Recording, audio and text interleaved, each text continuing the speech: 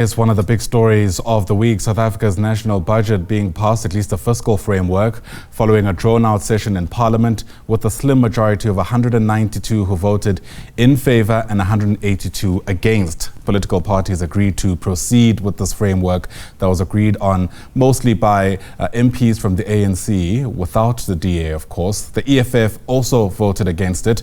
The party's Sinawo Thambo joins us now via our video link for more on the Red Berets. Sinawo, great to see you. Thanks for making time to speak to us, especially given the many moving parts around the story. I would like to take a couple of steps back to understand exactly the EFF's position on this.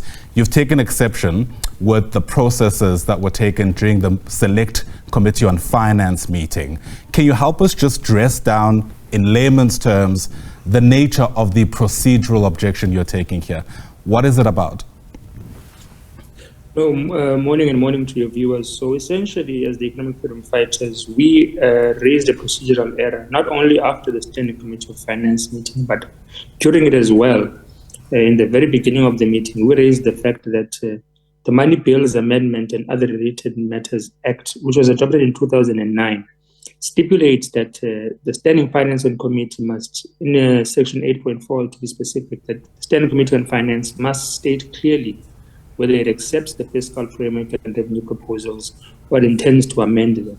Now, the fiscal framework and revenue proposals are something completely separate from the Standing Committee of Finance's report on the public hearings and engagements that it had with SARS, with National Treasury and other institutions and stakeholders who are reflecting on the fiscal framework and revenue proposals. So procedurally, as a Standing Committee of Finance, the first step would have been that we must either say that we accept or seek to amend that fiscal framework and revenue proposal that was tabled by the Minister of Finance, which contains critically the proposed 0.5% VAT hikes over a period of 2 years. This was not done. What happened was that we proceeded to make recommendations and amendments to the Standing Committee report, which is not the fiscal framework, which is not consequential to whether VAT hikes will occur or not. So that's the procedural error that happened. What then proceeded to happen was that we received the final Standing Committee of Finance report in the evening, which contained at the end of it a statement that says that the committee accepts the fiscal framework and revenue proposals of 2025 as they are. Now, this was inserted after the fact. It wasn't in the first draft that we deliberated on. There was no voting on that clear statement as well. So this is the error that occurred, which was procedural, which we object to totally. All right. Say the process is redone and it's done according to what you say should have happened. What's your response to people who say that it makes no material difference, especially if the voting goes ahead and the committee decides to accept the framework as it stands anyway? Look, I think there'll be a different outcome because the fiscal framework and revenue proposal, which was voted on in the National Assembly yesterday, and even in the Standing Committee 2 days ago, which has passed on the basis that there was a gross misinterpretation of legislation, particularly by the Action SA, which thought that their recommendations, at first they began by saying their recommendations are amendments. And then when we made it clear to them that these are two separate processes, there's a fiscal framework and revenue proposal and there's a Standing Committee report. So in order to make amendments, you'd have to first and foremost follow the Money Bills Act. So when we made that clear to them, then they rephrased their proposal, which they are trying to frame as something that will do away with VAT hikes today, which is patently untrue, to say that it is recommendations, that within 30 days, the Minister of Finance and National Treasury must come with an alternative to VAT hikes. But at the same time, they say they support the fiscal framework and revenue proposals. Now, then there's no Standing Committee report that can effect amendments on the fiscal framework. There's only one way you can effect amendments on the fiscal framework and revenue proposals, and that is through the Money Bills Act. And that opportunity was in that Standing Committee on Finance. So that misinterpretation of the legislation is something that Action SA is coming to realize now. And I was watching their press conference, I think it just concluded earlier, that they are under the impression that they can come back 30 days after yesterday to come and amend the fiscal framework. It is not possible. It has passed. The South African government's communication today and yesterday is stating the fact that there will be VAT increases from the 1st of May and in 2026 as well.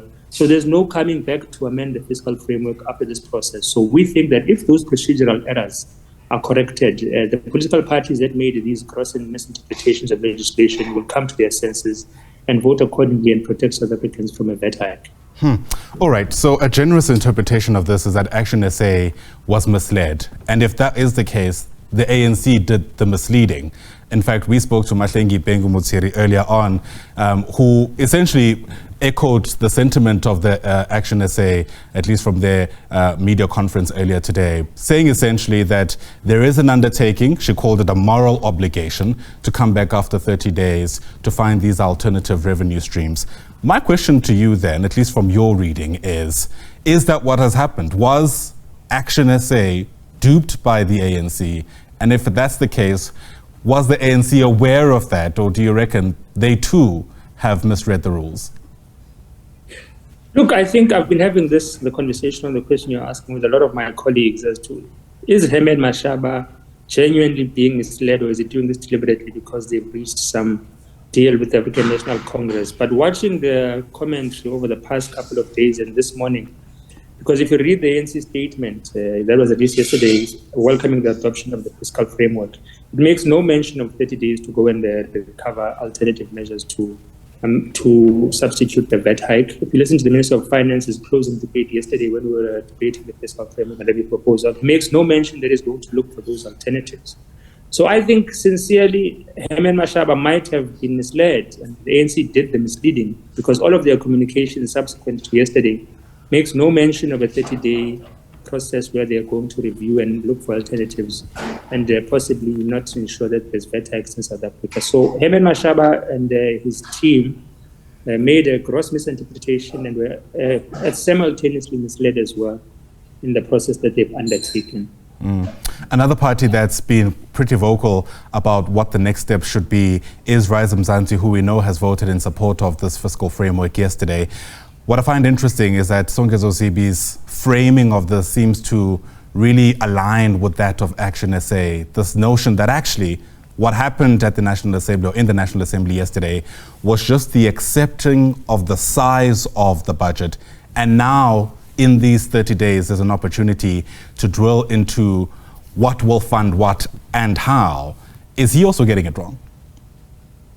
I think it's a matter of inexperience, and I don't think they're not well-meaning. I think Rise Mzansi and Action SA are genuinely well-meaning with their interpretation that in 30 days there'll be an opportunity to amend the fiscal framework. I don't know which legislation or law permits that, because there is none. It's only the Money Bills Amendment Procedure Act and other related matters act that allows that. That opportunity has passed now that this fiscal framework has been adopted, and the standing committee and the report for that has been voted in support in the National Assembly. So I think they have well-meaning intentions, but they've got a gross misinterpretation of the process that needs to occur in order for that to happen. There are no consequences in the next 30 days if Minister of Finance and Treasury come back and say that they've looked for alternatives to the VAT hikes and they couldn't find them. There's nothing binding about the recommendation they've made, and to show you that they know it's not binding as well, because their interpretations are up and down. They are threatening that they won't vote in support of the Division of Revenue Bill and Appropriations Bill if the ANC doesn't come back in 30 days with an amendment to the VAT hike. Now, that would put South Africans into a precarious position, because that means they are trying to leverage the fact that they've been betrayed to ensure that budgets are not appropriated and distributed to the people, to the relevant departments and sectors of society to service our people. So their consequence mechanism is revenge to betrayal by not voting for subsequent legislation. So they should just come to the appreciation that they've been duped and support the reversal of these procedural errors in order to correct their position. Or otherwise, South Africans must remember that Action SA, Build One South Africa, Rise Mzansi voted in support of a fiscal framework that contained VAT hikes that will disproportionately affect the poor and the middle class. I just want to make sure that we all understand, including our viewers, by the way, who are appreciating your explanations now. Yes, there is no obligation for Treasury to come back with, any kind of alternative revenue stream. However, is there provision for them to do that if, in fact, they do keep to that promise? In other words, is what has been passed in the National Assembly locked and loaded? And even if Treasury were to come back, they can't make changes? Look, if you read the Money Bills Amendment Procedure and Other Related Matters Act, it says that any subsequent financial legislation, this includes the Division of Revenue Bill, the Appropriations Bill, must be in line with the fiscal framework. So the fiscal framework must be looked at as the blueprint of budgeting in South Africa and its revenue proposals. And that blueprint has VAT hikes at the center. So there would have to be some changing in legislation in Parliament if we want to reverse binding effects of the fiscal framework and revenue proposals, which contain VAT in them.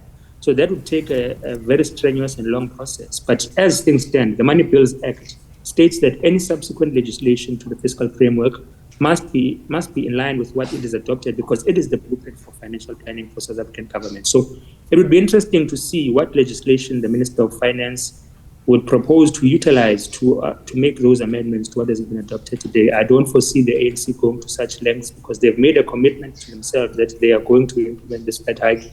If you read their statement, they even go to lengths to explain the measures that they've instituted to cushion the impact of that, like zero rating of what they deem essential items, because they've accepted that it is a reality that will come to fruition. There's no real, genuine and sincere intention to look for any alternatives, and they're preparing the psyche of South Africans to accept VAT hikes. If you look at the corporate sector, they've begun releasing communications, insurance companies, retailers, they're releasing communications that are in line with the fact that VAT hikes are going to increase and consumers must prepare themselves for that.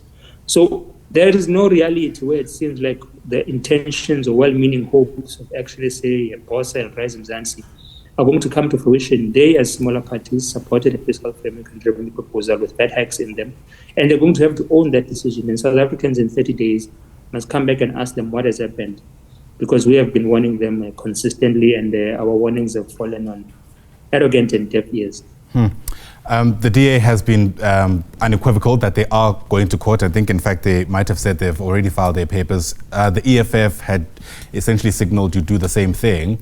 I'm not sure if you have. I might have missed the communication. But where do we stand about taking actual steps now to approach the courts to amend these irregularities, as you said?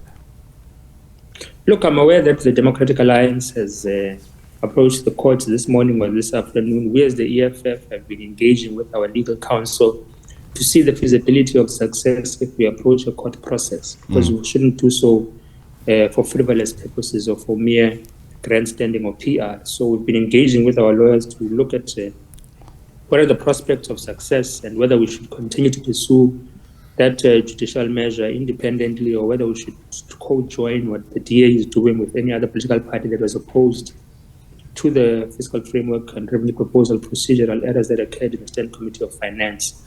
So to ensure that that case is either strong and collaborative, or we are pursued independently based on our own merits. So those engagements are continuing, and we will, of course, update the people of South Africa as to where we conclude with those. But I think any mechanism that can seek to now, at this stage, try to correct the incorrect measures that were done to adopt this fiscal framework should be pursued by anyone who has a loyalty and interest in protecting South Africans from a rising cost of living, which is what this VAT hike is going to do. Yeah, my parting shot, if this does get to court, it's unlikely to be resolved by the 1st of May. Some people, at least from where I'm standing, may suggest that the horse by then would have already bolted. Unfortunately, that is the case, and that is why we were trying our utmost yesterday to ensure that that report on the fiscal framework and revenue proposals of the Standing Committee and the relevant interactions that we've had with stakeholders is taken off the order paper, so that the Standing Committee can sit and process that report properly. That would have been a proper avenue, because after we do make amendments, if we were given that opportunity, we were going to give that fiscal framework, which is amended, to the Minister of Finance, and he would have had 2 days to apply his mind to the alternative proposals we made to generate the 28 billion shortfall in revenue that he wants to recover through VAT hikes and taxing the poor. So that would have been a proper time frame for us to ensure that there's a budget in South Africa and that services are rendered accordingly. But now court processes are going to prolong that, and the future looks bleak for the people of South Africa. They must just know who ensured that happened in terms of political parties in Parliament. Right. Sinawo Thambo, thanks very much indeed. I suppose you, me, and many South Africans will have to wait for the 1st to see whether National Treasury does in fact see through their promise, and if so, what pieces of legislation they rely on. But for now, thanks very much indeed. Sinawo Thambo is the spokesperson, or in fact is an MP with the Economic Freedom Fighters.